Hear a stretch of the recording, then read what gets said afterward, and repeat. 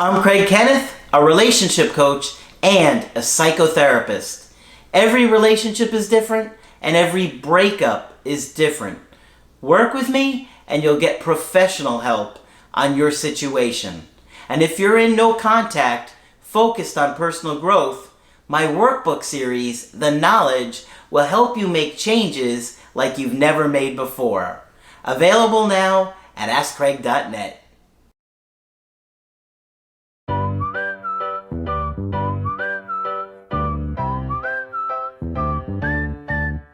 Hi there, I'm Coach Craig Kenneth. I'm Coach Margaret. And today we're going to be talking about self-talk.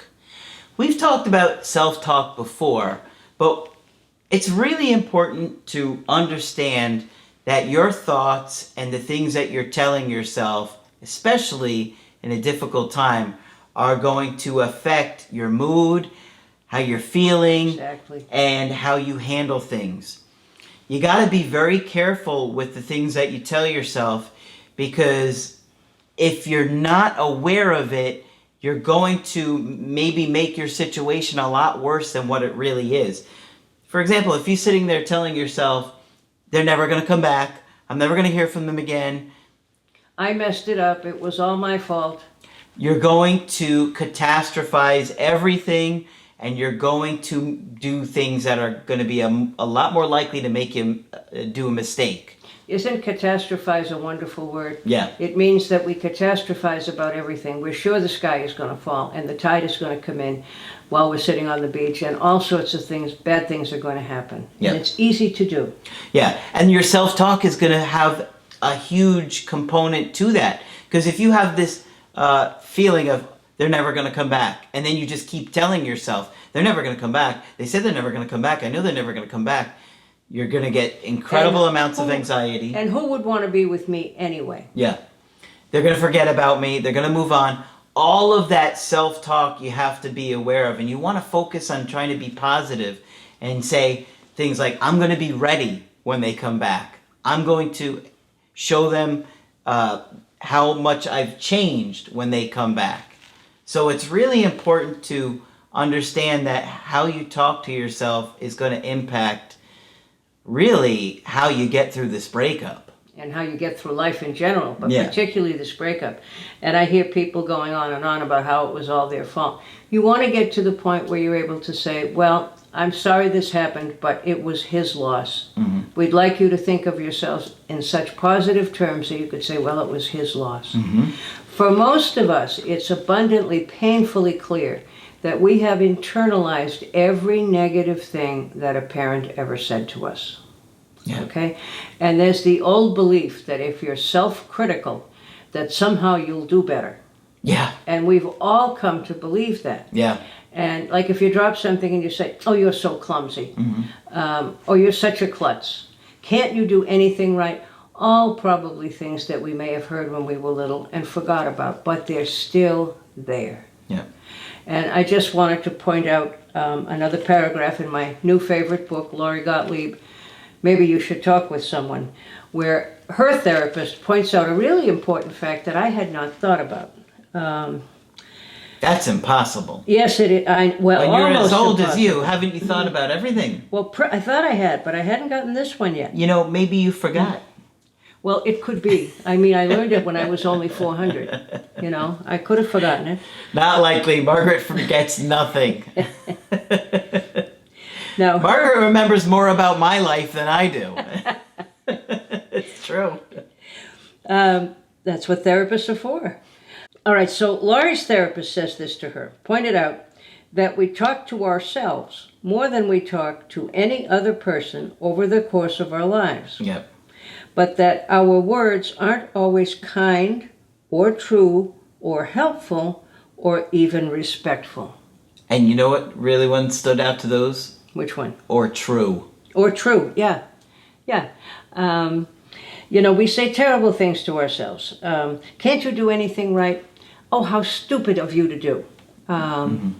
You know, I beat myself up for 20 minutes because I couldn't do this one thing. I can't do anything right. You hear people say that. Yeah. Okay?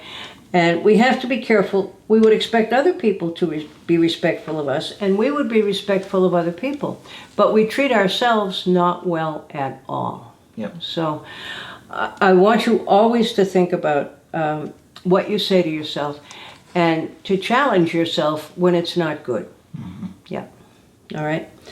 Most of what we say to ourselves, we never say to people we love or care about, like our friends or children. True. Right? That's so true. I'd never say some of the things I say to myself to anybody else, would you? I don't beat myself up too much. No, you don't. He has a very, very healthy ego over here. Well, you know what? I didn't have parents that were critical like that. No, you didn't. So Yeah. that probably is a big reason that I never really internalized Yeah. like the negative thoughts that a lot of But other most do. people Yeah. have. I was lucky in that regard. Yeah, Both you were told to go in your bedroom and be quiet. Well, yeah. To avoid the fighting between my mom and my stepdad. Yeah, but it wasn't at you. Yeah, no, both my mom and my dad were really encouraging and supportive. And so I didn't really get any of that negativity stuff. So I never kind of internalized that. Oh, that's good. I was lucky. Be grateful. Yeah. But we'd never say those things to our friends or our children. In therapy, we learn to pay close attention to those voices in our heads so that we can learn a better way to communicate with ourselves. And I'm amazed constantly at what negative stuff people have internalized. And Yeah. let's remember that teachers sometimes can be pretty rough on us, you know? Yeah. We don't have dunce caps anymore, but we have verbal ones, you know? So it's very possible to grow up with a number of people saying negative things to you. Unfortunately, we don't always remember the positive things, but we certainly remember the negative. And here's a perfect example of that. You know, I said that both my parents were really supportive. They didn't really say that negative things to me.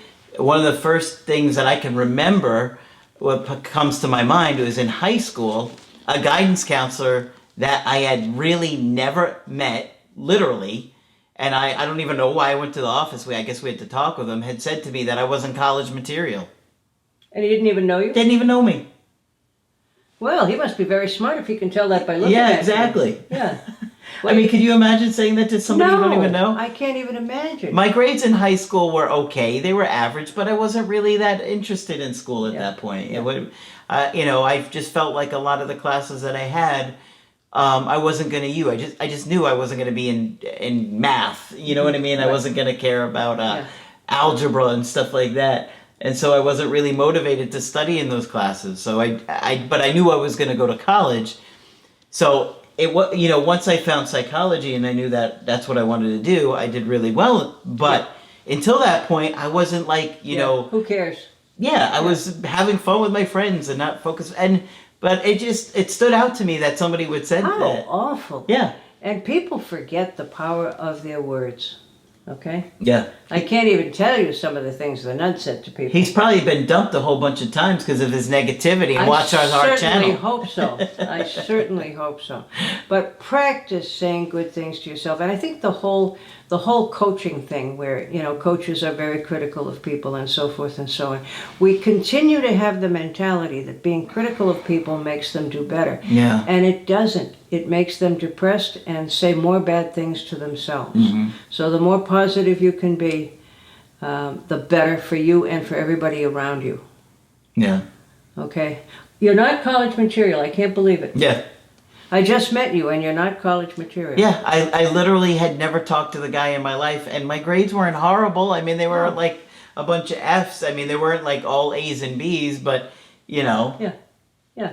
I think the junior year before was like a 3.0, right? And so that's probably the year he had looked at because I was in my senior year when I had met this guy. And so you would look at those grades and you think, oh, that's not college material. So what did he think you should do? I don't know. I really don't remember much of the Did conversation. he say, hello, other you're than not that. college material, goodbye? I just remember he was kind of I just remember what he looked like. He was bald with a mustache. Maybe he was jealous of my hair. He probably was. Saw that. And of your overall charm. Right? Who knows what it was? But a good example. Yeah. Thank you for sharing that. Yeah, that's one that stands out to me in Yeah. my life of somebody being really negative towards me. So I was fortunate that I didn't have. My mom was really always supportive, like, Yeah. and I see now it's hard for me sometimes to realize how difficult many of these people that Oh, we're yeah. dealing with have had it. With Yeah. you saw that a lot more than I did. Yes. Well, I did, home visits and went to people's families, and I literally heard parents saying some things to kids Yeah. that absolutely made my skin crawl, Yeah. Yeah. So you've been aware of it for many years. For many, Yeah. many years. And I would say to parents, you can't say that. Well, why not? It's true. Well, you don't want to devastate your child and make them feel bad about themselves for the rest of my life. And the parent would usually say, well, I felt bad about myself for my whole life. Well, I don't want you to do it either. Then Yeah. let's have a little game here of let's say nice things to each other. Yeah. And do you know that people would actually do it when I suggested that silly game? I would sit the mom down with the kids, and we would go around and we would say nice things to each other. And they thought I was crazy, but they'd let me in the next week.